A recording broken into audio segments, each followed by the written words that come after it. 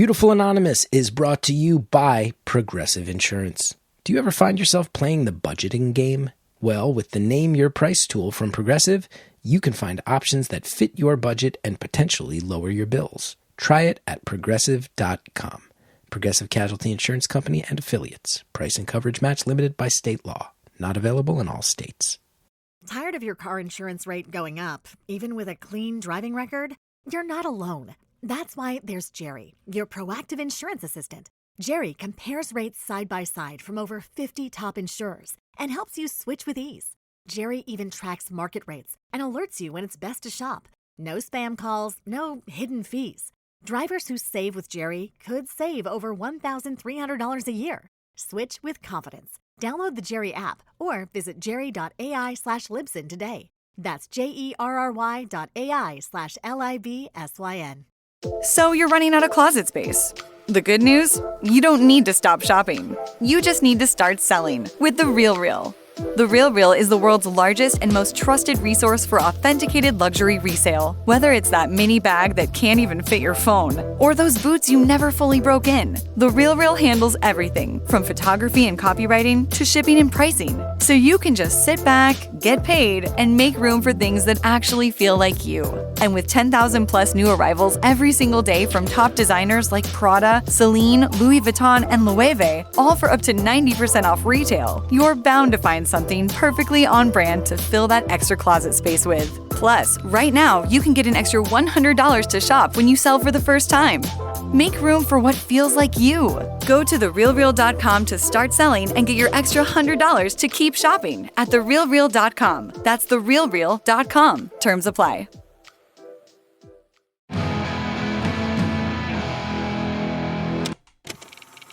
Hello to everybody whose twists and turns have twists and turns. It's Beautiful Anonymous, 1 hour. One phone call, no names, no holds barred. I'd rather go one-on-one. I think it'll be more fun, and I'll get to know you, and you'll get to know me. Hi everybody, Chris here. I know not everybody loves a long intro. Go ahead and skip about 9 minutes ahead, and you'll be right at the beginning of this call. Thanks so much.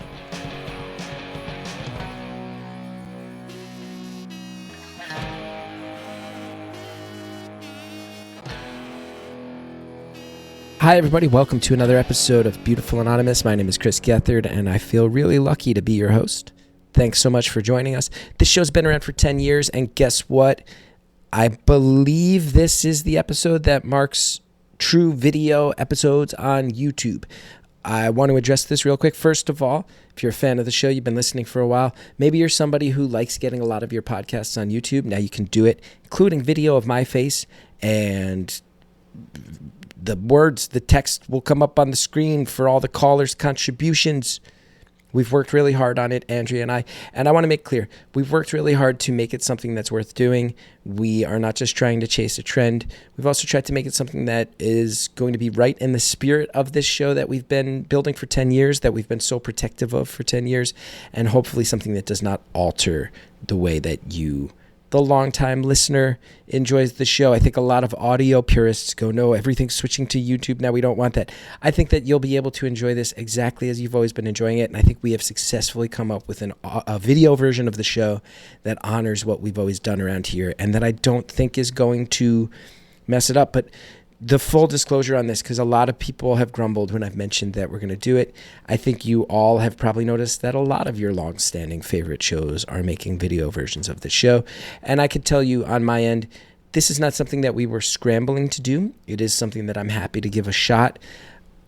The bottom line is that video is coming to dominate. You may have noticed that a lot of the biggest actual podcast players are now accommodating video right there in your phone, that you can click play on a version of it and it'll start playing the video. And then if you're in your car and you can't access the video, it picks up where you left off on audio. You may have noticed that Netflix is picking up tons of video podcasts. You may have noticed that there are podcasts on Netflix that are video on Netflix, and there's not even an actual way to download it just as an audio thing in a podcast player and that somehow counts as a podcast. Now, I think you can hear in the way I'm phrasing this and in the tone of my voice that I'm not in love with this idea.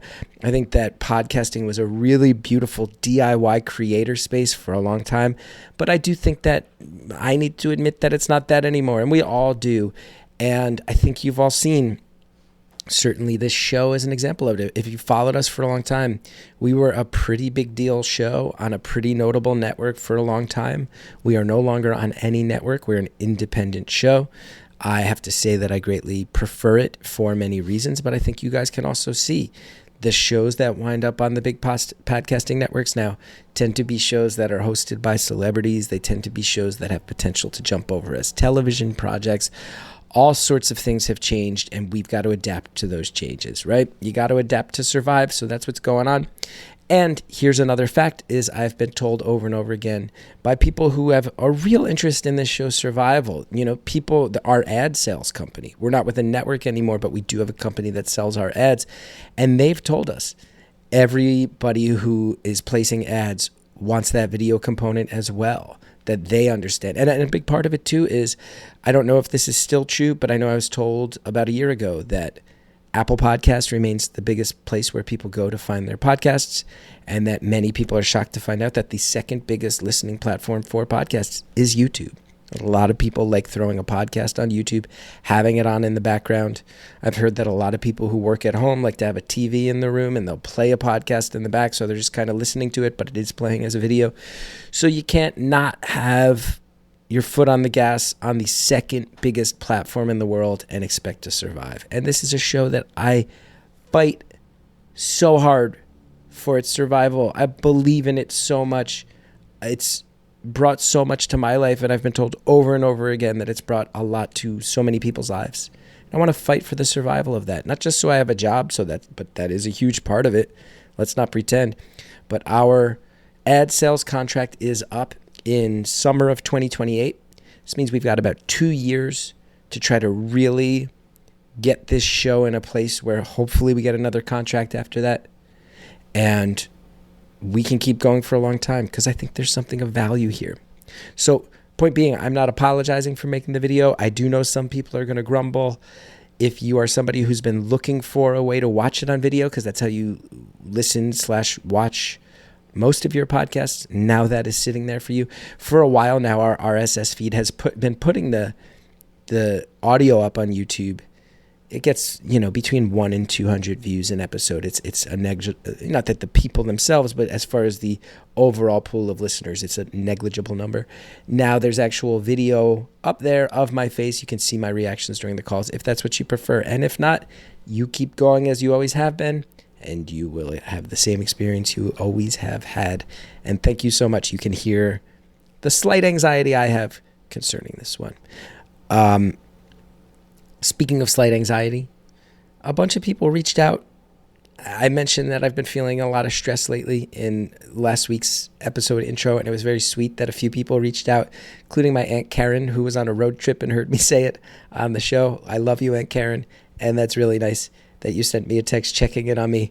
And I assured Aunt Karen, as I assure all of you, that I am working to not let this stress get the best of me. I'm starting with a new therapist. Many of you know that I was with my last therapist for 18 years. It's daunting to start over with someone new, but I did it on Friday. I'm not going to hide that. This is something that sometimes people like to let this exist in the shadows. Not me putting it out there. I've always been someone that says if the help is out there and you need the help, you go get the help. You don't worry about what other people say. You don't worry about the stigmas we grew up with. So thanks to everybody who heard me mentioning that stress and reached out. And I want to assure you that I'm working hard and I'm on top of it. And I'm doing my best, and I hope you are as well. If you are hearing this, it's Tuesday, June 16th. That's when it's coming out. Friday, June 19th, I have my big show in Red Bank, New Jersey. We've got about 40 tickets left. I'm hoping that you'll go buy those tickets. I've also got tickets on sale in Boston and Endicott, New York. Tickets coming up in North Carolina, Georgia, and Florida. Those will be for later in the year. punchup.live/Chris Gethard for any of those.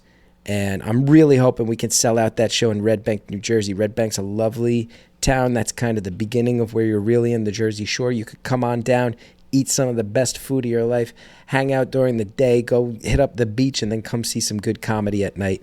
Maybe I'll see you there. This week's episode, I'm so happy to tell you all about it. This call is just hard to describe in a few sentences. It's full of surprises. The surprises keep coming. I don't want to say too much about it. I will just say, as far as content warnings go, there's domestic strife and infidelity and talk of mental illness and its treatment. And I want to just put out those things out there. And then I want to say very little else about this, because you will hear that this call has charming sections where it's just the caller and I vibing. And then once the trust is there, we hear about some very, very intense domestic situations. And we also hear about how on the other side of that intensity, the caller still had so much life to live. And we hear about how the caller is still fighting for people that they love. And I want to leave it at that. It's a little bit vague, but this caller is really, really cool. And I think in many ways, this conversation is the type of layered, challenging. It's not a sound bite. That's not what we do around here. We don't do 30-second clips for the sake of it. We do conversations where trust is established and details are shared and implications are explored and everyone hopefully feels heard and listened to. And then you get to listen to it at home, and maybe you get to feel like part of a bigger civilization of people who are all fighting through the grind and fighting through the nonsense that life throws at us. It's a big part of why this show is here. This call's a really, really intense one at times, but it's a really good one too. Enjoy it. Thank you for calling Beautiful Anonymous. A beeping noise will indicate when you are on the show with the host. Hello. Hi. Hi, is that Chris? It's Chris. Yeah, sorry, it was a little bit hard to hear you. How are you doing? Oh, let me turn this up. How's that? Is that a little better? Ah, that's better. Yeah, that's great. Okay, yeah. I've only been doing this for 10 years, and I can successfully attach a microphone now. That's talent. In answer to your question, I'm doing good. I'm very tired because the transit system here in New Jersey keeps collapsing. There's no other way to put it. And for some reason, 3 different times in the past month, I've gone to New York City, and then there are track fires, and they cancel all of my trains home. It's like real Charlie Brown bad luck. But I did not get to bed until 3 a.m. last night because of these track difficulties and these. I'm a little too old to be staying up till 3 a.m. I'll tell you that. Yeah, especially if you're not partying. It's just transit. Just trying to get home without it costing like $100 in Lyft charges. It's crazy. Anyway, how are you? I'm great. Yeah, I'm great. I was just out for a walk with my dog, and I was listening to one of your podcasts, and then I saw your alert come up, and so I thought, well, it must be a sign. So I called in, and this is the first time I've called in, and I got through. Nice. Meant to be. There's people who try to call every time who I can guarantee are slightly furious that you just said that. I know. That's why I said it. So what's up? What would you like to talk about today? Well, what I said to Andrea is I've listened to a lot of your podcasts, especially through COVID, and it helps when I'm taking the dog for a walk to keep my mind on something else while we're going for a long walk.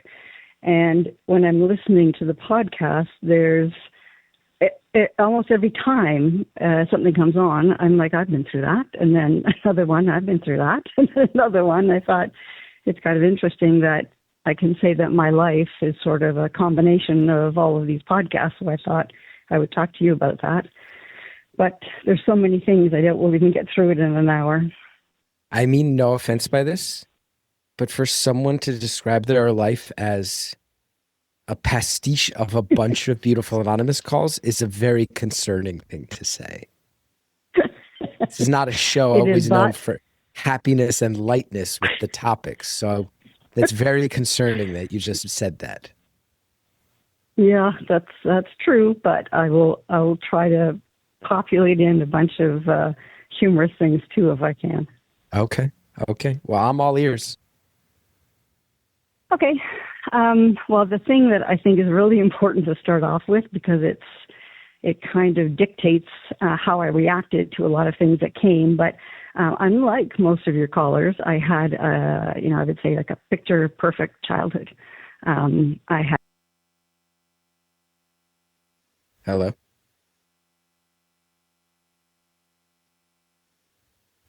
I'm going to pause. Let's get her back on the line. I do feel immediately bad that she said picture perfect childhood, and then that's. Hi, I was calling in and my call just disconnected. So I gave you my phone number. It's 90. Oh, yo, don't say your phone number. Yeah. Don't say your phone number out on the air. The last words I heard were you said you had a picture perfect childhood, and then your call disconnected, which kind of tells me how the rest of life has gone. That's really accurate. People get irritated when I say this, I think, because it's so rare. But my parents got along. They just got along really well. I'm sure there were issues, but we never really saw them. I and my two siblings had unconditional love. I don't have anything bad to say. So I had a very, I was going to say leave it to beaver childhood, but I think a lot of your listeners might not connect with that. So I would say maybe it was a little bit like the Truman Show, if that makes sense. Well, the Truman Show is a person who was always being watched in an alternate reality, right? Yeah, but I would say similar because he was very protected, and I would say I was very protected and very sheltered. Yeah. Okay. So that's the context to start with, and then I was bullied a lot in school. I think I was shy and I didn't really pay attention very well, and some of the clothes I wore, maybe like my mom wouldn't let us wear jeans, and so I was teased a lot through school. And because I didn't pay attention, probably because I wasn't happy there, I didn't get very good marks, and so I just assumed that I was stupid. And when there was any talk of university, that to me was for smart people, so it wasn't somewhere I was going to go. And so I finished school and went out and started working as a secretary, basically. And then to my surprise, found out that I was actually really good at work because it was just a different environment. And in fact, I would get bored.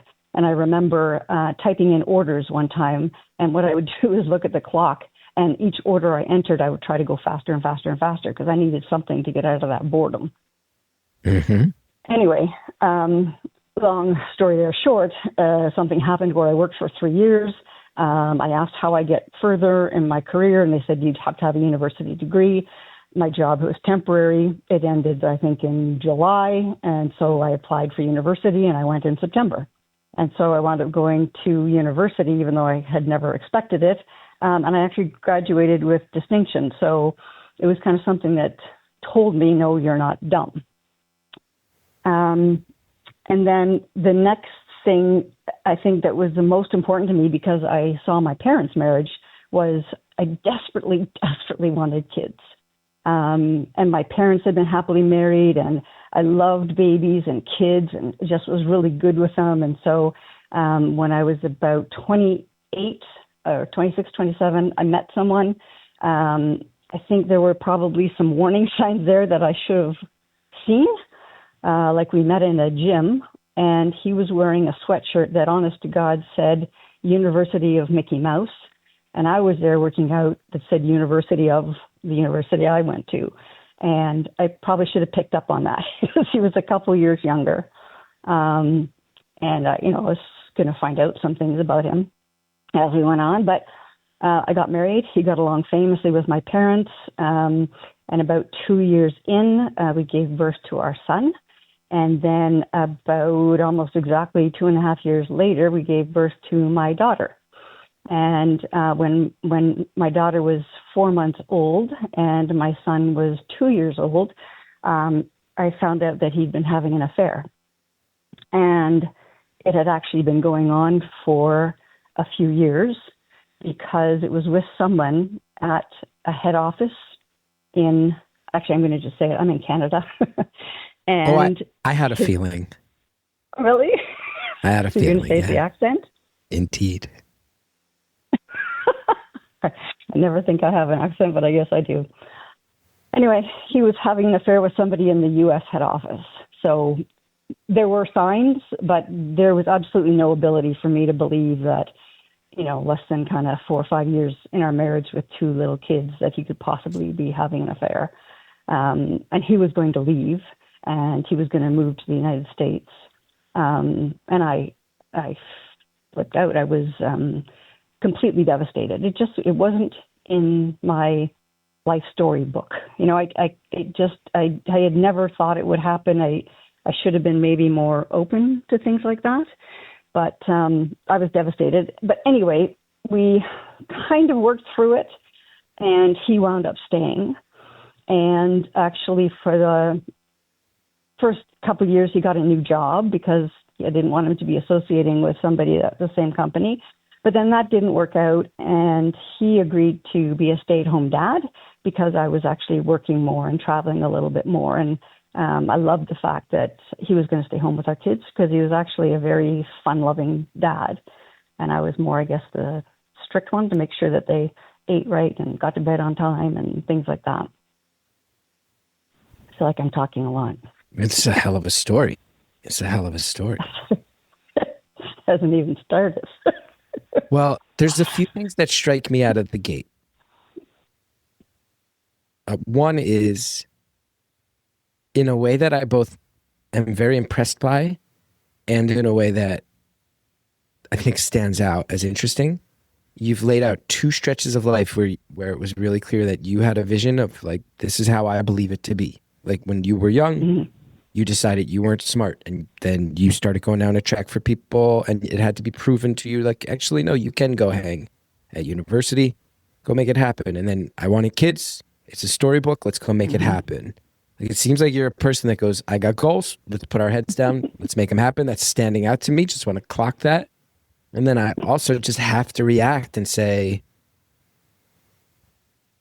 I'm amazed you fought through it at all with the marriage. I mean, we've got 49 minutes left, so I imagine I'm going to hear more twists and turns. But to hear any of that, it's really baffling for me to hear, and I have to imagine for you even more so, that you had one young child, and it sounds like your husband was having an affair with someone else he planned on moving in with.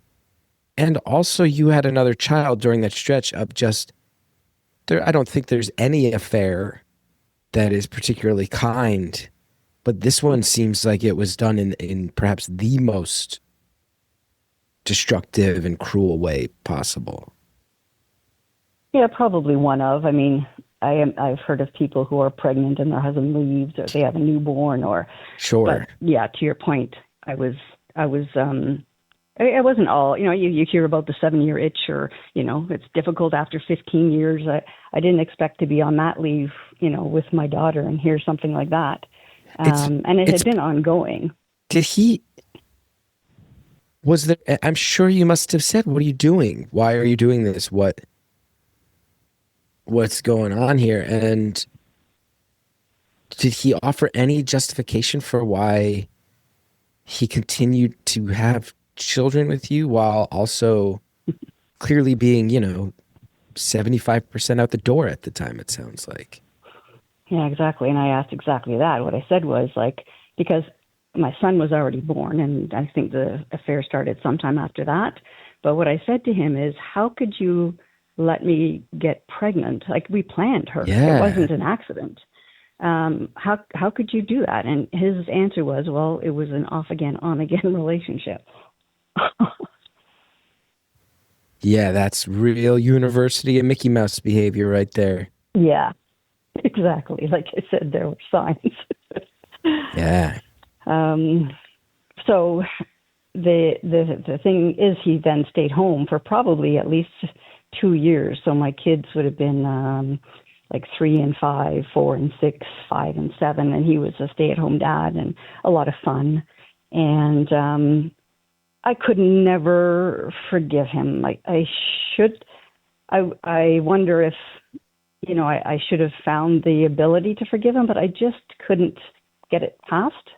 So I guess that's my accountability. And we just couldn't make the marriage work. And so when the kids were 5 and 7, he told me that the relationship was back on and that he was going to leave. So we were going Same woman? divorce. Yep. So was he in touch the whole time?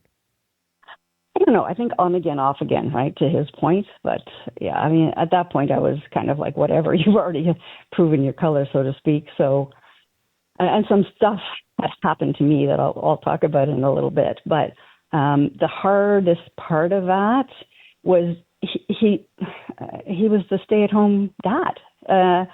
The kids had spent 2 years full-time with him, and he made the decision to leave the country and go live with her and raise her 2 boys that were now younger than my 2 kids. Oh, so was she married as well? Yep. Uh-huh. Oh, so this is just people blowing up multiple families across international borders. Exactly. It's an international story. I mean, this seems very cold, very, I'm not trying to be an armchair shrink and diagnose anybody, but really like sociopathic. To be his able parents had been divorced, and his dad had left suddenly, and he introduced my ex-husband to his new girlfriend, basically, when he moved out of the house and into this new apartment. And so, I think my husband had different views of it. But the worst part, because when you were just speaking there, I was thinking the worst part of it is I had met her. I had met her several times. Probably at the beginning because she was literally just a working partner and she would come up to Canada. But I do remember once going out for dinner and it was just the 3 of us. And I remember thinking, why do I feel like the third wheel here? This is weird. I just couldn't really place it. And it's because there's other people, maybe it would have been obvious, but I couldn't accept that, we had 2 little kids and this could possibly happen. Yeah. It's like that really kind of freaks me out. Is it strange to say that there's, and I hope this doesn't, I feel like you'll have an opinion on this. There's almost a part of me that feels like it would have been better if it was a new woman. It would have been better if he cheated again with someone different. The fact that he was hanging on to this past one, in some ways, I find that more infuriating. Really? I guess when I think about it, I think at the very least, because they're still married. So maybe it was something that was meant to be. And then I just deal with it. I think the hardest part for me is that he chose to leave the country and go live with her.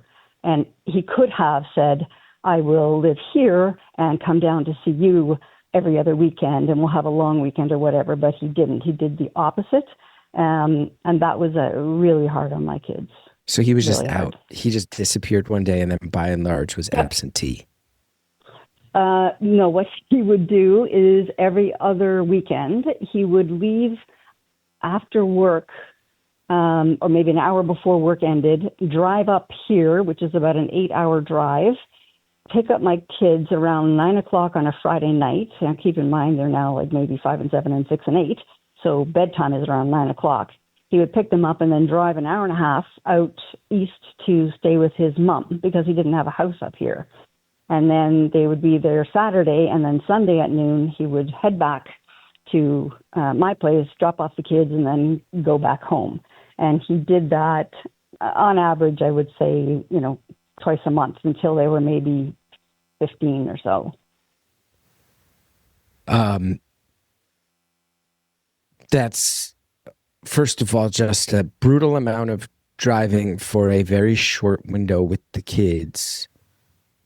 And I have to imagine that hearing the ages of the kids when it stopped, that at some point, did your kids just go, can we stop with this shit? Like, it feels like they must have turned around and been like, stop. I want to drive all over Canada with you to hang out with you for 30 hours once every 2 weeks. What are you doing? Did it hit that point? No, not really, because they missed him so much. But I think in a lot of ways it was even harder because it was sort of a reminder of I'm here and I'm gone, I'm here and I'm gone. And I remember my daughter when she was a little bit older, because sometimes they would drive to his sister's house. And his sister had 3 kids, their cousins. And my daughter would say to me, Mommy, you know, we go to Auntie's house and Daddy tells us go play with your cousins, but I want to see Daddy.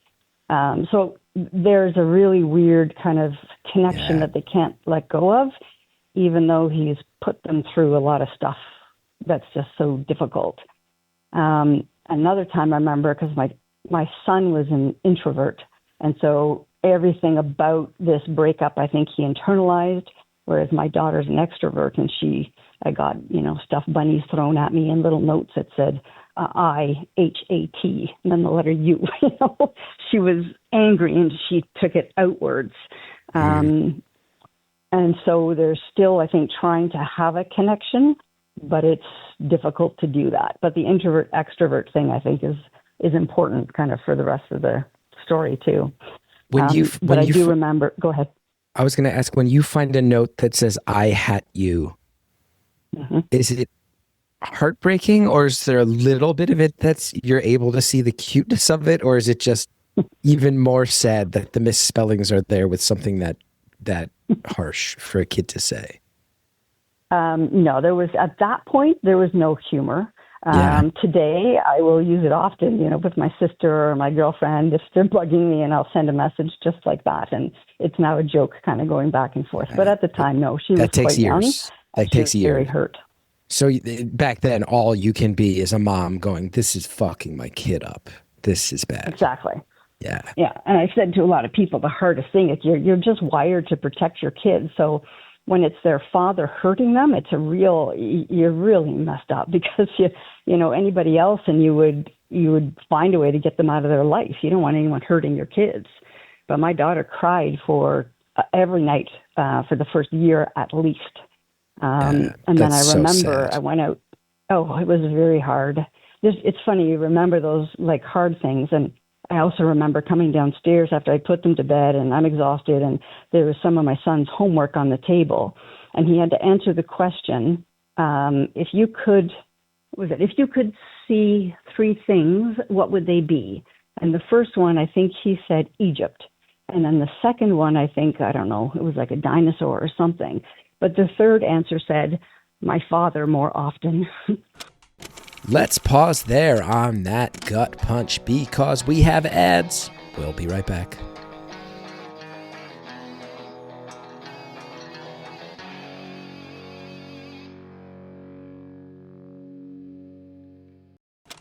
I'll tell you something about Zazzle.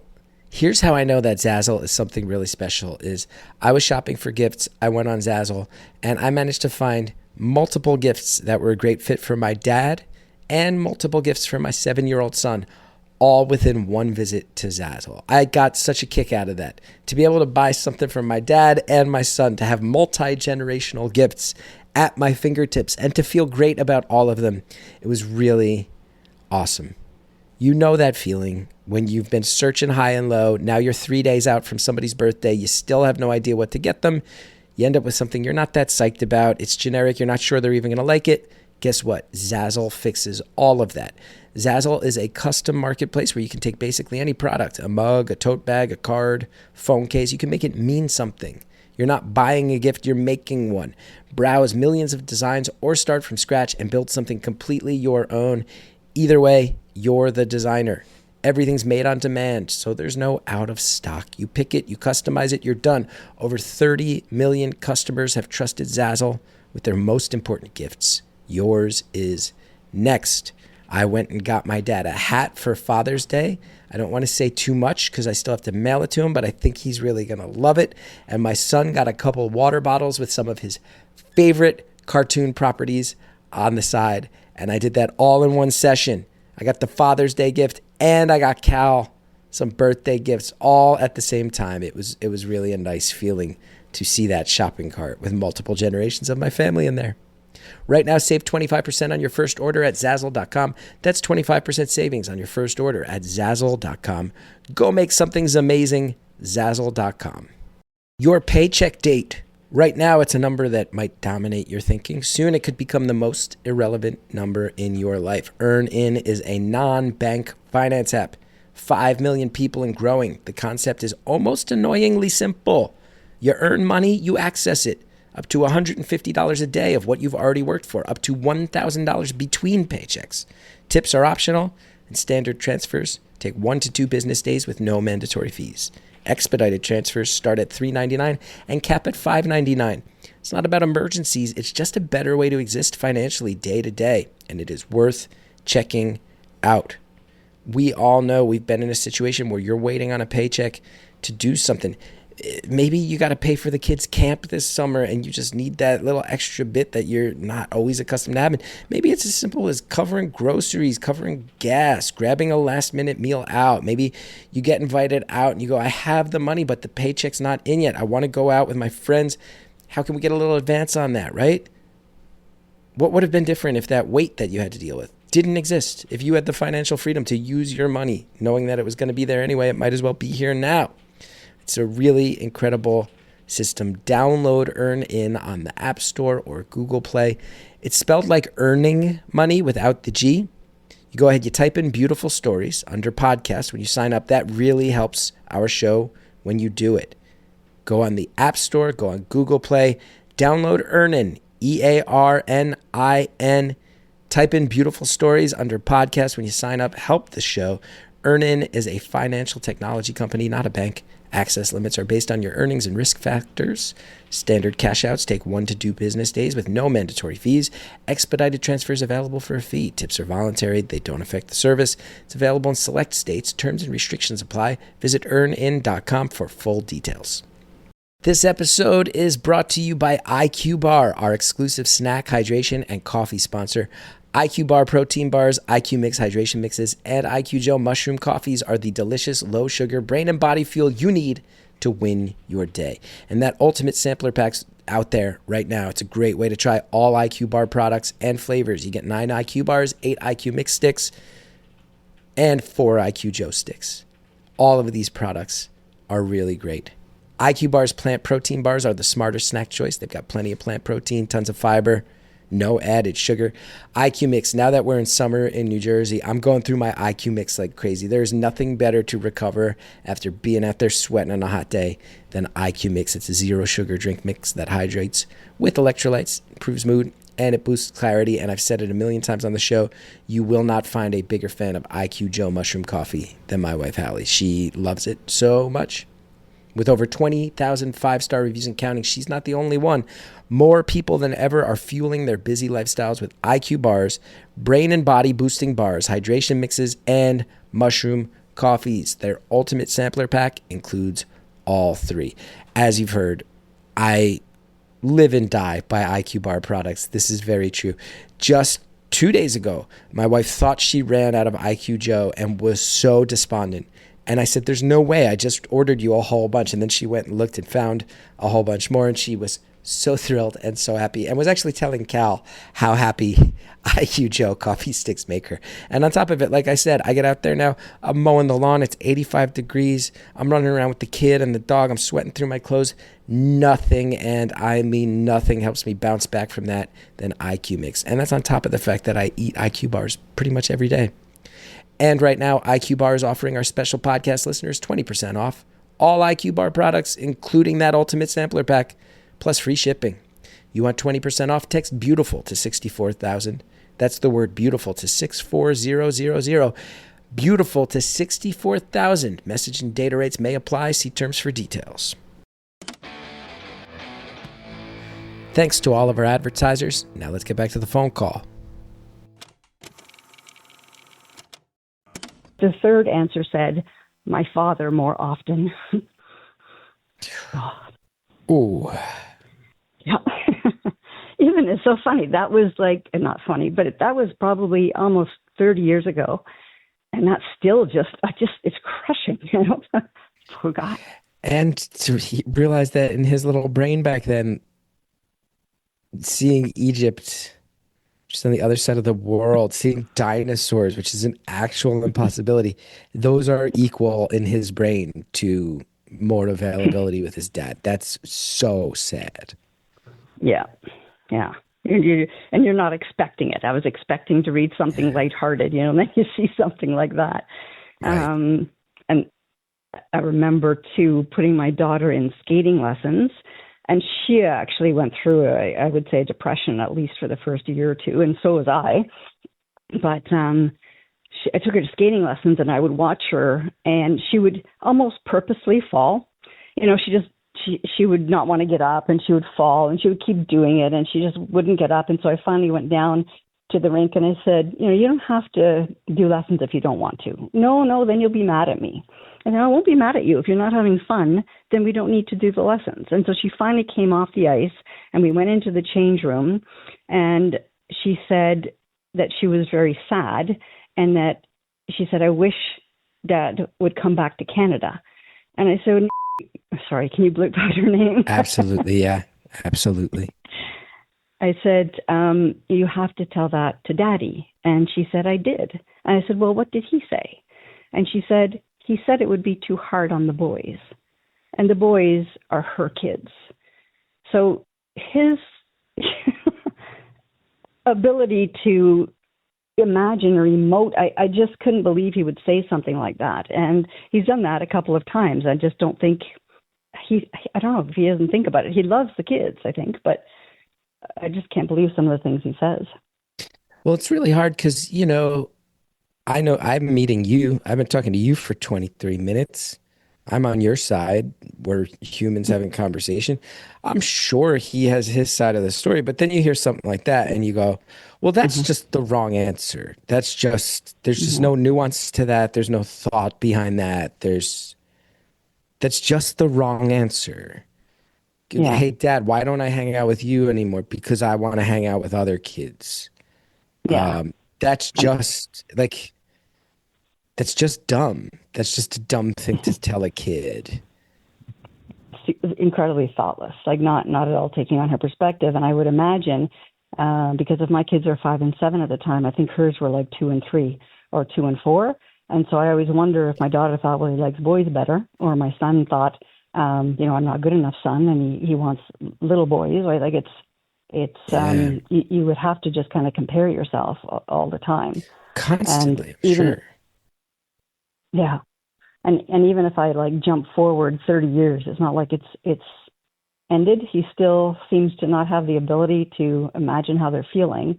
So if I jump all the way further, and my daughter at 30 went to college, and there's a big story behind that, but it just was a big, big deal. And she just graduated, and she called him and said, I have 4 tickets for my graduation, and I want Mom and my fiance and my brother and you to come. And after it was a text, and he texted back and said, oh, I'm not planning on being there in June. So get in your car and be here in June. Yeah.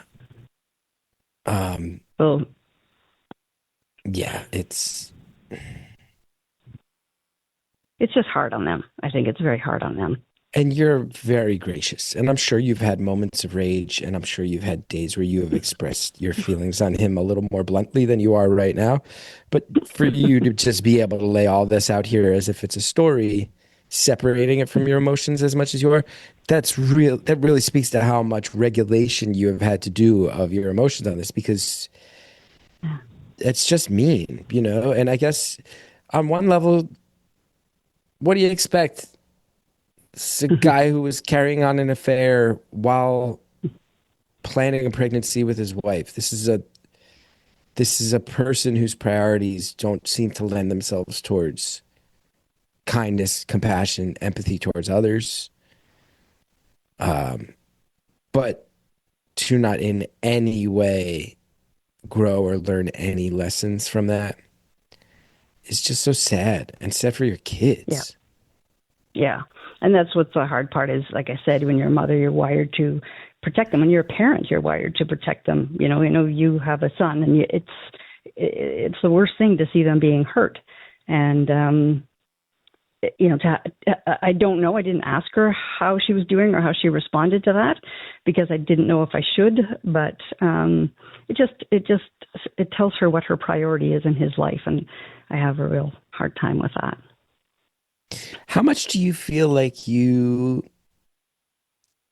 need to take a breath over all these years with your kids to maintain some sense of decorum, you might say, civility, versus how much do your kids have an opportunity to just be like, fuck this guy?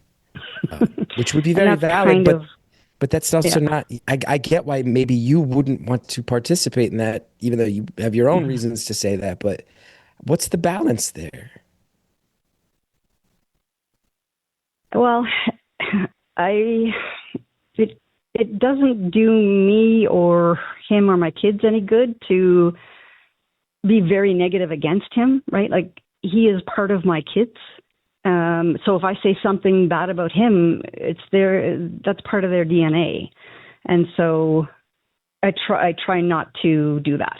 I think the only thing I'll do is sometimes point out that he could have made different decisions, because at one point when my son was about 12 and he was in the car with my parents, he said, I'm probably going to get married, but when I get married, I'm going to get divorced, and then I'll probably marry again. And my parents said, well, why would you say that? And he said, well, that's what Dad did. So I wanted to sort of reinforce things like, first of all, I don't agree with what he did, and I would have made a different decision, but that everyone has the ability to make their own decisions. And I also even had a counselor say to me, you unfortunately have to let the kids find out for themselves what kind of person their dad is. And that's also hard to do.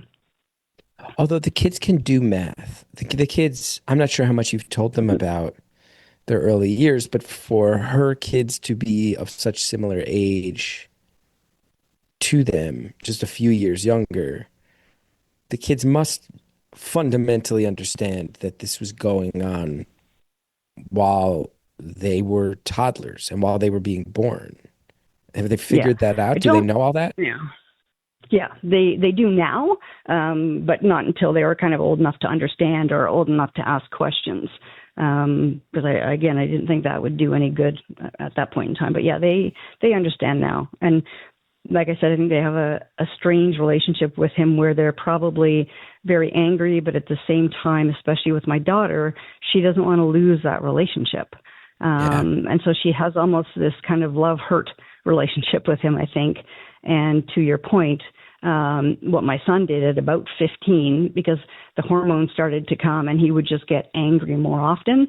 And I do remember one time when his dad came up and my son stayed upstairs and just yelled down, tell him I'm not coming, right? I don't want to see him. And I talked to him. I said, he's not here very often, and yada yada. And he said he was very angry and just said, no, I'm not coming to see him. And he saw him much, much less for quite a few years.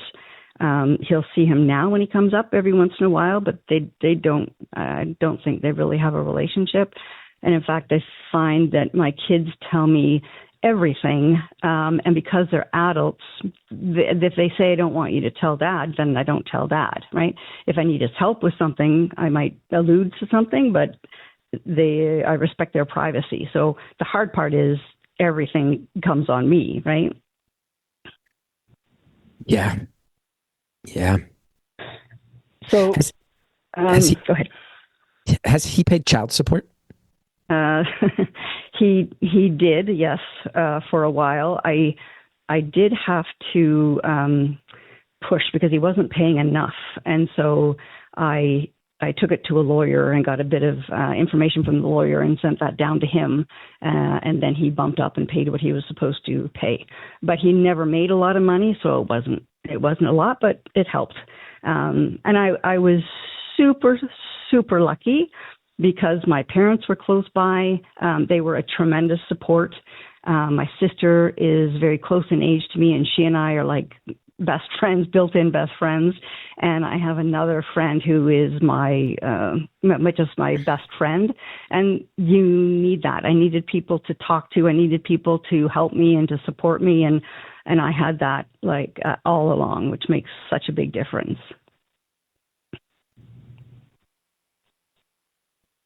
It's really hard to find anything redeeming to say about this man and his choices based on what you're telling me today. That's the gentlest way I can put it. Again, there's almost a part of me that's like coming in with lowball to child support and then it needs to be adjusted is in some ways to me almost squirmier and more spineless than just not paying child support. Yeah.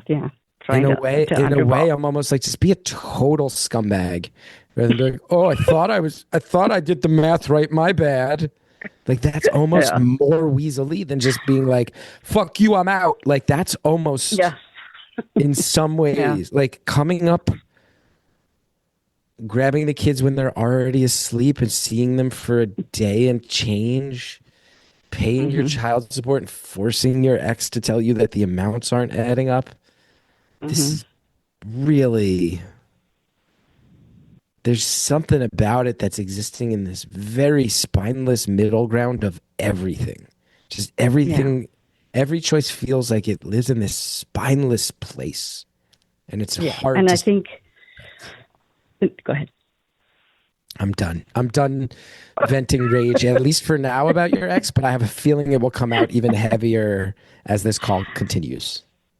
But I think, I can say even right now, he's a very nice guy. He has a great sense of humor, but I think to your point, you described it well, he's not very strong. And I would say I'm pretty strong. And so maybe even that dynamic in the marriage didn't work. But the irony is he married somebody even stronger. So I don't know why. Yeah.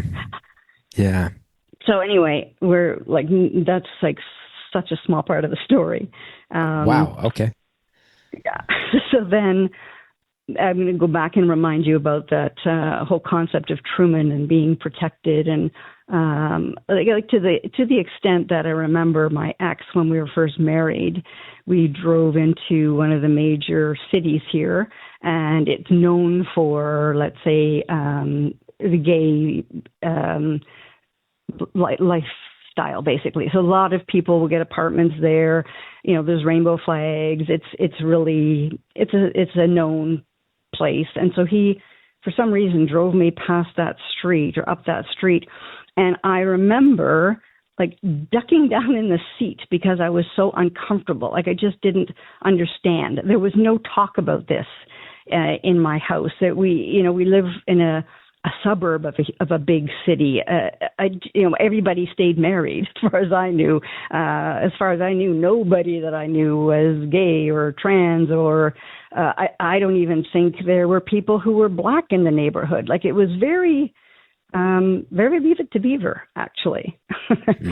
And so with that background, at the end of the marriage, just before we separated, I met a woman. And she was here from another country visiting her brother. And we had such a similar sense of humor. I was not happy hanging out with my husband a lot. And so she and I would take some trips and go shopping, and we just got along really well. She was only there for a few weeks, but sometimes you get that sort of instant connection, like with my best friend. There's just, you're going to get along well, and you do. And then she left and went back. She was halfway across the world, basically. And that was it. And then I remember going for a walk with the family, with my husband and the kids, and we were walking through the ravine. And I thought to myself, I wonder why I keep thinking of her.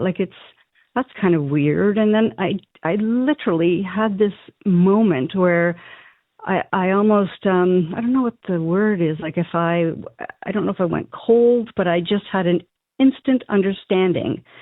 The feeling that you're feeling is love, and it's associated with a woman. And it was hard in one way, but so completely natural in another way. And Didn't so see this coming. Did not see this one coming. Yeah, I told you this is a big story. We got 24 minutes left. I'm mad we wasted It's so not much gonna time work. on your deadbeat ex. Yeah, it's not going to work. We're going to need part two. So for me, that was just, I can't even explain. Like, not only was that not in the book, I didn't know that book was in the library. Like, this was crazy. But there was no way of denying it. I mean, it just was. And so that changed a lot of things for me. I was very, very nervous about telling people, and it took years. But there was finally a point, oh, here, you're going to like him even better now. I eventually told my ex, and, he was okay. He said at one point he was worried that maybe he had, quote unquote, pushed me into it. But the reason I finally told my parents is because my ex was mad at me about something and threatened to tell my parents about me. Oh, and I fuck did your not. ex. Oh, he's going to fucking out you. He's going to drag you out of the closet on top of all the other bullshit he pulled. At this point, this guy can go. Feel free to forward him this episode from me and say, Chris Gethard, notoriously emo and gentle comedian, says you can go fuck yourself with a broom handle. You can fucking out Very somebody valid. after you abandon them after impregnating them. Fuck Yeah. Yeah. you. Yeah. And I was Now so I'm mad. scared of that. Yeah. I was so scared. But I went for a walk with my mom, and I finally told her, and I was so nervous, and she said, it's not something that we were raised with or that we necessarily understand, but we love you. We will always love you, and that, this doesn't matter to us. And I said, can you please just not tell my dad? Just not tell dad, because I just wasn't ready. I would tell him, but I didn't know when. And to backtrack a little bit, there was a point where I was in a car accident, and I was, with his permission, using my dad's company car. And I hit black ice, and it rolled. And I called my parents. And I said, I'm so sorry. And, was I going to be okay? It's Dad's car. And she said, she went off the phone to talk to my dad for a second. And she came back and she said, I'm going to get emotional. She said, all Dad wants to know is, are you okay? And not even just physically okay, emotionally, are you okay? And that kind of sums up the kind of parents they were. So that's a little bit of an aside, just to give you that background, because when my mom went home, she told my dad. And I guess it's fair, right? It's her husband, and this is a big deal. And I went home, and 30 minutes later, my dad called, and he said, Mom just told me, and all I want to know is, are you okay?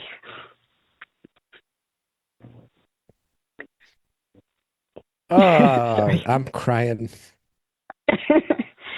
It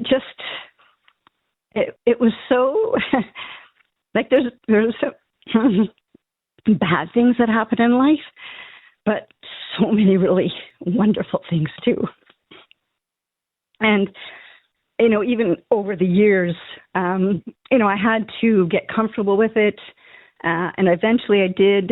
And the hardest part for me was, telling my sister or telling my best friend or telling people at work. There was this one guy I knew that I was very good friends with, and he was very religious. And I was really, really worried about telling him, but I did one day. And I remember him saying to me, whatever you're going to say, he said, you're so nervous, just tell me, it will be fine. And so I told him, and I remember him doing the same kind of thing. Like, I don't believe in it, but I believe that being a Christian is being accepting, and, I know you and I know who you are, and it's not going to change a thing. And I got that from every single person I talked to. That's beautiful. It was amazing, because I know a lot of people don't have that experience. Everybody except your ex who was like, I'm going to tell on you. Yeah, exactly. That scared me. That's for sure.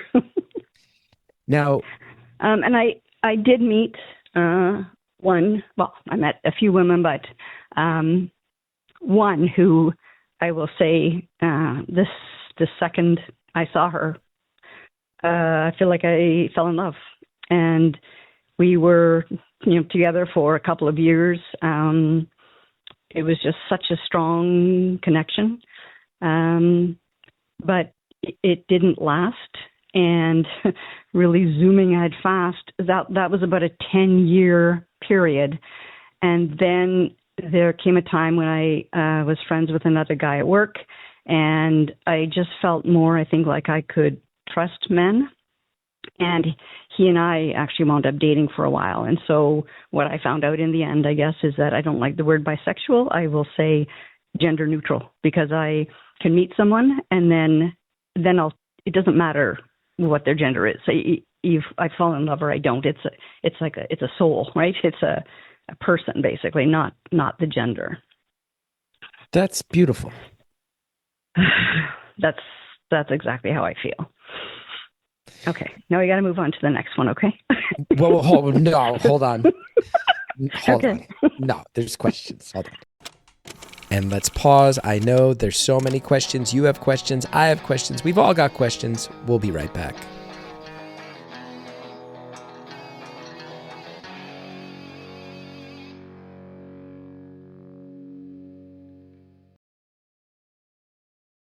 I've never been shy about the fact that I like therapy. I have seen psychologists. I've seen psychiatrists over the years. Let's talk about psychiatrists, because I bet you've found this experience that when you're looking for one, it's already daunting. You're already in a place where you are fighting through stuff, right? And then you go and you try to find a psychiatrist who takes your insurance, and you find out it's going to be months to get an appointment. Maybe they're not accepting new patients. If you've had that experience, you're not alone. It can feel like such a daunting uphill climb. But listen, Talkiatry is here, and Talkiatry makes it easy to see a licensed psychiatrist online who takes your insurance in just a few days. I think this is such a game changer. Talkiatry is a 100% online psychiatry practice that provides comprehensive evaluations, diagnoses, and ongoing medication management for conditions like ADHD, anxiety, depression, bipolar disorder, OCD, PTSD, insomnia, and more. Unlike therapy-only platforms, Talkiatry is psychiatry. You're seeing a medical provider. They can diagnose mental health conditions. They can prescribe medication when it's appropriate. All 800 plus clinicians are in network with major insurers, so you can use your existing insurance instead of paying monthly subscriptions or out-of-network costs. You can meet with a licensed psychiatrist who takes the time to understand what's going on, builds a personalized treatment plan, and supports you over time with consistent evidence-based care. Getting started takes just a few minutes. Complete a short online assessment, get matched with clinicians who fit your needs, and schedule your first visit in days, not months. And because you continue with the same provider, you're not starting over each visit. Your treatment can evolve with you, so you're actually making progress over time. More than 300,000 patients have already found high-quality psychiatric care through Talkiatry. Head to talkiatry.com/beautiful to complete the short assessment and get matched with an in-network psychiatrist in just a few minutes. That's talkiatry.com/beautiful. You'll get matched in minutes. Mental health is so important. I'm rooting for you. Get out there, get it done. Talkiatry.com/beautiful. That might really be something that helps you. Go for it. Beautiful Anonymous is brought to you by Progressive Insurance. Do you ever find yourself playing the budgeting game? Well, with the Name Your Price tool from Progressive, you can find options that fit your budget and potentially lower your bills. Try it at progressive.com. Progressive Casualty Insurance Company and Affiliates. Price and coverage match limited by state law. Not available in all states. Beautiful Anonymous is brought to you by Progressive Insurance. Do you ever find yourself playing the budgeting game? Well, with the Name Your Price tool from Progressive, you can find options that fit your budget and potentially lower your bills. Try it at progressive.com. Progressive Casualty Insurance Company and Affiliates. Price and coverage match limited by state law. Not available in all states. Thanks again to our advertisers. Now let's finish the phone call. Now we got to move on to the next one, okay? Well, hold on. Hold Okay. on. No, there's questions. Hold on. Got 18 minutes left. I'll keep my questions quick. Can I ask if you are with someone today? I am. Can I ask how the ball has bounced as far as who that person might be?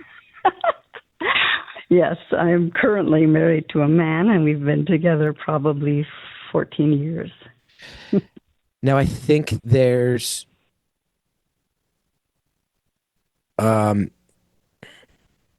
you don't identify as bi, you have said, but I think there are stereotypes held against bisexual people in this world that they are untrustworthy on some level, or they need to decide, or that they are prone to Right. cheating. I think these are some of the common stereotypes that you hear held against bisexual people in this world. Do you feel like you had to explain yourself when you dated people? When you got married, was there concern of, well, what if you decide you want women instead of me at some point? Are these things that are discussed heading into a long-term Yes. relationship? Yes, and I would say the people, to your point, actually, the people that were more maybe upset or confused by the fact that I was now dating men again were the women that I had known in the past who were not bisexual. They were, lesbian, and it was a kind of what you said. You don't go back and forth, but to me, it has nothing to do with back and forth. When you meet people, when you meet someone, you fall in love, and it is the exact same feeling. And it's just, you can, I don't know, pull up the drape later and tell me, is it a man or a woman, right? It's falling in love with the essence of somebody. I think that's how it feels to me anyway. I want to ask a question that's maybe childish, but I'm gonna ask it. And if you're like, Chris, let's not, I'm okay with that, because I also feel like I think you'll recognize that it's out of like genuine curiosity. So when you're married to a man and then you have this revelation that you have fallen in love with a woman and you are interested in pursuing romantic love with women, and it sounds like in a very legitimate way, this was not something you had seen coming or considered in your life. Never. What's it like to, I'll just ask it. What's it like to navigate genitalia when you have never even considered finding your way through that genitalia? Right? Like that, I think that's a valid question. But it is a valid question, I suppose. As I'm asking, Andrea's typing so many things that are mad at me. Andrea's expressing so much, not even fully expressing, just typing the word geth. Just going, geth, I mean, wait, well. But I think there's something fascinating. Like, it must be very, very intimidating all of a sudden to go, oh, I'm realizing that I want to pursue something that's totally new to me. When I've had children, I have come to understand bedroom activities in one way, and I'm realizing I want to explore them in an entirely different way. I feel like that in and of itself must be pretty overwhelming. No. And because if you think about it, the first time, you meet somebody and fall in love and have sex with them, you've never experienced that before, right? You've never seen this piece before. But it's, wired in us that that's natural and that's the way things happen. But like I said to you, I'll come right back to the fact when I say it's when I meet the essence of someone, and when you're in love, to me, sex is intimacy and a way to express yourself, not just, it's never for me been just something you do. So I guess that's how I would answer it. I love that answer. It flips my question of, like, instead of a source of intimidation or worry, actually remember the excitement of being young and exploring your sexuality for the first time and getting a chance to do that again, getting a chance to have that excitement and with everyone that you meet, not just based on what's between their legs, but case by case, you fall in love with individuals. Andrea did also just type to me, have you never encountered your own genitals? Which is a fair question, and maybe I didn't need to go down this road. Okay, so you're going to say there's more parts to this story? We've got 13 and a half minutes left. There's even more? There's no way. I need probably part 2 and part 3. So Wow. So that's one part of the equation. But then I'll kind of switch back now to like my kids, because at around 16 with my son, he I can't even tell you, this kid is just such a loving, we were very close. He's a very, very big heart, a very loving kid, but he was also bullied in school, and I went in a couple times to stop that. But he almost got to the point, well, he did get to the point where he was quite emo. He was wearing black makeup and black clothes. I think he was trying to fit in anywhere. But at 16, he just hit a wall, I think, and just said, I can't even go to school anymore. And I could see the overwhelming, like, pain that this kid was in. And so even though school is important to me, I said, that's fine, because I thought I was going to lose my son otherwise. And I found out that by accident that he had started cutting, which is, a behavior from depression. It's not suicide. It's trying to take away the internal pain and make it be external so that you feel something else, basically. And we went through a lot of years of very severe depression, with him. And then we couldn't really figure out what was wrong. He couldn't finish school. I put him in a private school at one point. I put him in a school for extraordinary kids. I had him live at home. I had him live on campus. I tried so many things, but it was not working. And then probably by the time, it wasn't until he was 21, so I'd taken him in for analysis and for counseling and to a psychiatrist and a whole bunch of things. And anyway, eventually it wound up that he was diagnosed with borderline personality disorder. Mm-hmm. And his dad didn't understand that. He thought that I was just too lenient with him and I needed to be harder on getting him to do his homework and not let him play video games so much. And even when he was formally diagnosed, and he was formally diagnosed 3 times, and he still didn't believe it, and had a really hard time interacting with him. He didn't know how to interact with him, really. But that was a really hard journey too, because you're always worried about losing your son. I found that I almost had to be always kind of keeping in the back of my mind, you might get a call one day. You might get a call one day, just to remember, because there's a very high rate of suicide with people that have borderline personality disorder. And I'll tell you a funny but not so funny story. So I eventually was able to move him into his own apartment, but he wouldn't often let me in. People with borderline generally, and there's different kinds, they don't look after themselves.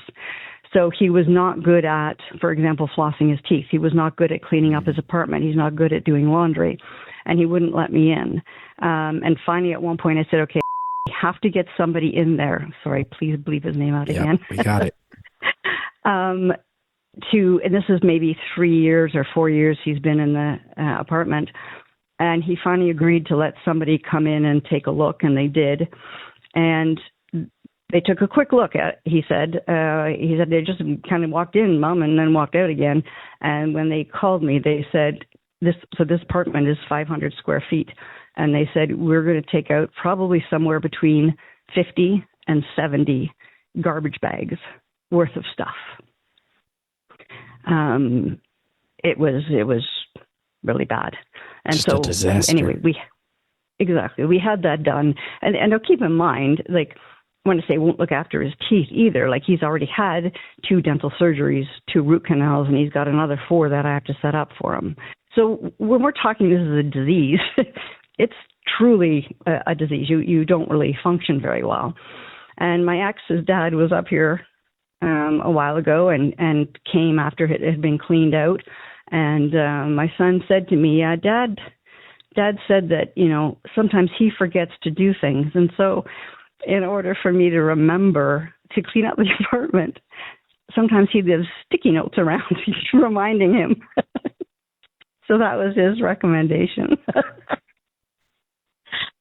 It just killed me because I thought, so the walking through 2 feet of garbage didn't do it, but a sticky note, that'll do it. Your ex has consistently managed to do and say the wrong thing at every given juncture in life.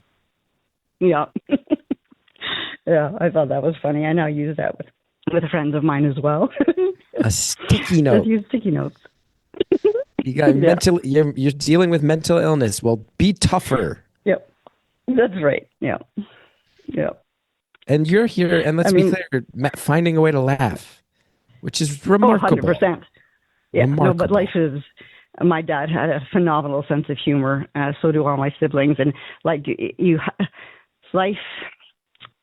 I mean, life should be fun. I am known actually for making people laugh, and I love that part of it, because people have said to me, and like I said, I'm about a third of the way through the story, have said to me, like, but how did you do it? Right? Like, because I also would commute to work 4 days a week, and it was probably in total 3 hours a day.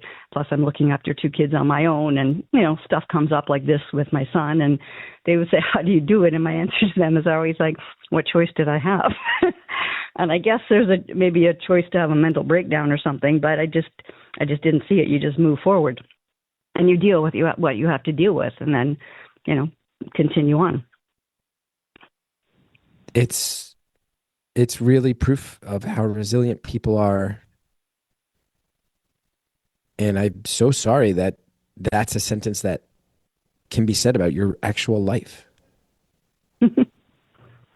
But it's just, it's life. It's kind of, everybody has a story.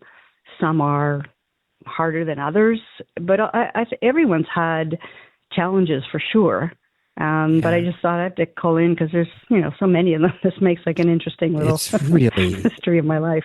We got six minutes left, and it sounds like you got no shortage of other places to go. So.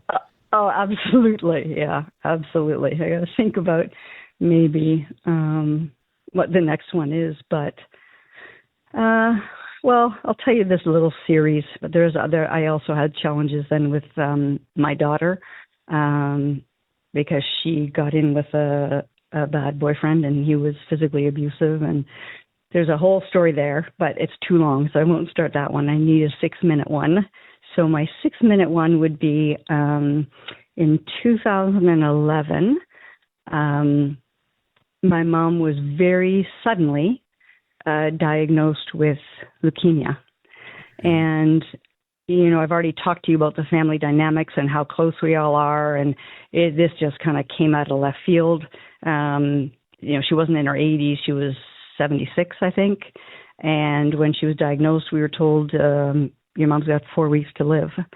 And that was very hard for the whole family. And in the end, she stayed on for 6 weeks. And we were all there with her when she died. And it was as good as it can be, I guess. Like, we had the opportunity to talk to her, but I think all of us had she already knows how much we loved her. And so it was really just to be there for her. But so we had a celebration of life for her in the backyard of where we were raised. And then I'm going to say 4 days later, my dad said that he'd received a phone call and he had kidney cancer. Oh, I can't laugh with you on that one. I'm so sorry. That's a laugh. That's a laugh you've earned, and I don't begrudge that you're laughing. But if I busted out laughing, it would be truly the cruelest. But you almost could. Like, it's the insanity of it, right? It's impressive. It's impressive the way things have unfolded in your life. Yes. Yeah, but and my dad probably even would have found that funny. He was hilarious, and there's so many stories I could tell you about him and things that he did too. He was actually okay. He had kidney cancer. They removed part of the kidney, and he kept going for a while, but the diagnosis eventually turned into lung cancer. But and when it was lung cancer, they couldn't figure out what it was. And just to give you an idea, this is my dad's sense of humor. So he was in the hospital. They had to intubate because his oxygen levels were so low.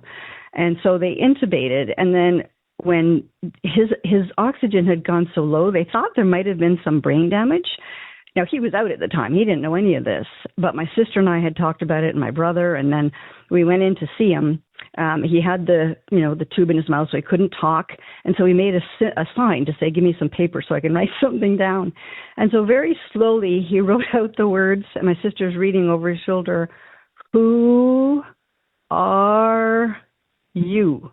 And my sister went, "Oh my God." And my dad, with a tube in his mouth, is laughing. You could see him bouncing up and down because he thought that was so funny.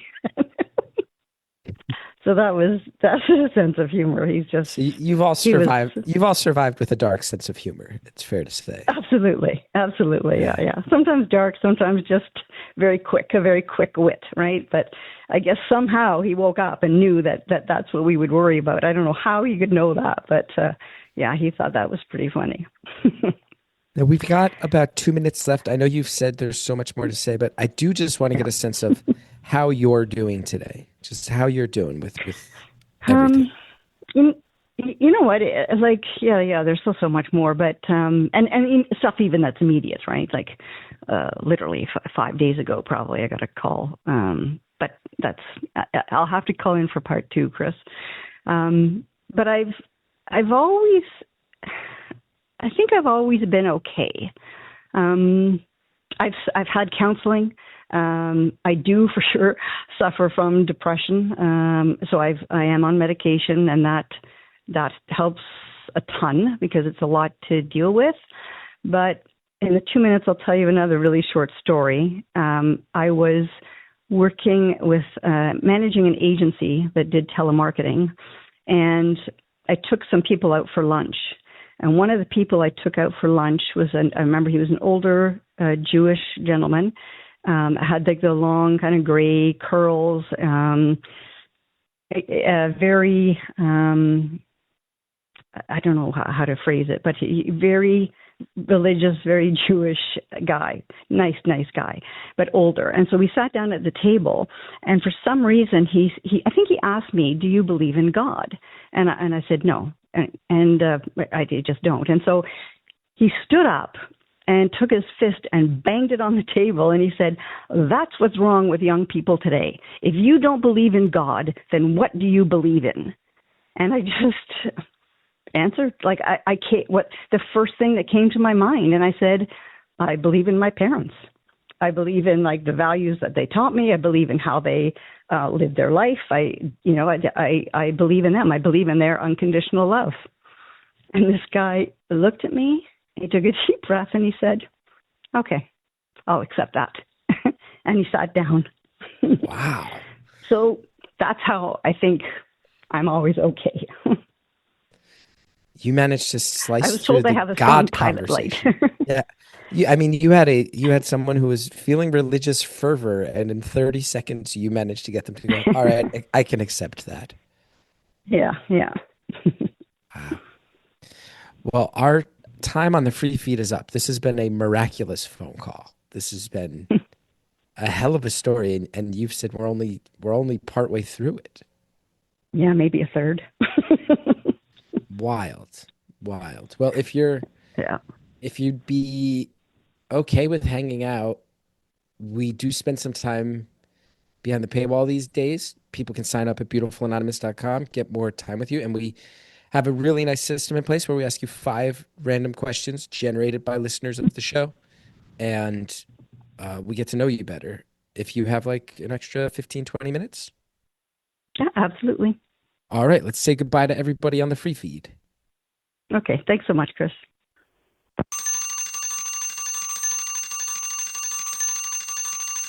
Caller, thank you so much for sharing your stories. Not singular, many stories that keep springboarding off one of another and swallowing each other up. So many stories. Thank you for sharing all of them. Thank you for sharing some of the challenging parts. Thank you for sharing the parts where that led to growth, to moments where you overcame to moments where it left scar tissue. You shared so much. I thank you for all of it. And I thank our producer, the great Andrea Quinn. I thank Shellshag for the theme music. We're in the Facebook group. Join the Facebook group. Facebook group is good. We discuss episodes over there. We're on Instagram. We got all kinds of stuff. We're also on YouTube now, I think. I think this is the week where we're actually going to start posting our episodes with video on YouTube, so you can check those out. Go ahead and follow. Let's try to get that algorithm cooking out of the gate. That's cool. What else am I supposed to plug? I forget. Remind people that we exist. Yes, we exist. We're out here. Please tell people that we exist. Sign up at beautifulanonymous.com. It's the best and simplest way to ensure the survival of the show. Thanks so much, everybody. I'll talk to you next time.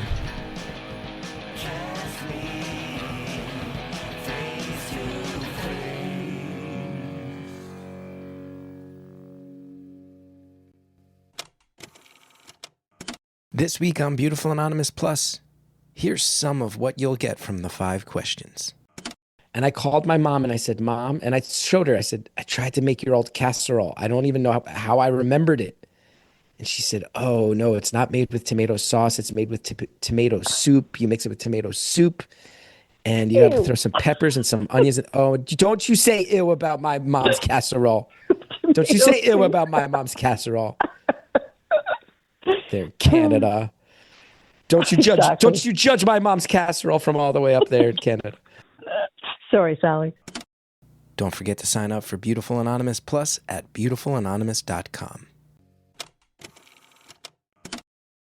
Beautiful Anonymous is brought to you by Progressive Insurance. Do you ever find yourself playing the budgeting game? Well, with the Name Your Price tool from Progressive, you can find options that fit your budget and potentially lower your bills. Try it at progressive.com. Progressive Casualty Insurance Company and Affiliates. Price and coverage match limited by state law. Not available in all states.